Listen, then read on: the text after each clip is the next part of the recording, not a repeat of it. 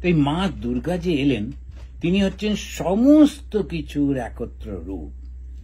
তাই মা দুর্গা তিনি এরকম ভয়ঙ্কর মূর্তি, তাকে কি আমরা ডাকতে পারবো? অবশ্যই পারবো। যদি লক্ষ্য করে দেখেন, অনেক সময় যারা মূর্তি টুর্তি তৈরি করে, ওরা একটা এফেক্ট দেওয়ার জন্য মায়ের দৃষ্টিটাকে ভয়ঙ্কর করে তোলে।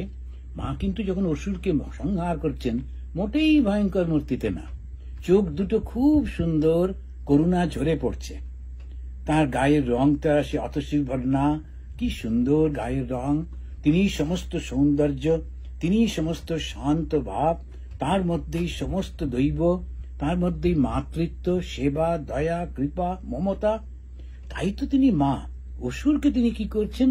শাস্তি মানে তাকে ওই খারাপ কাজ থেকে ভালো কাজে নিয়ে যাচ্ছেন, তার নিজের মধ্যেই আবার তাকে গ্রহণ করছেন তারই মঙ্গলের জন্য। আর আমরা কি করব?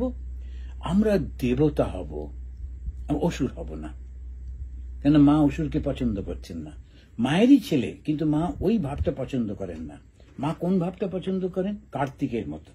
মা কোন ভাবটা পছন্দ করেন? গণেশের মতো, লক্ষ্মীর মতো, সরস্বতীর মতো।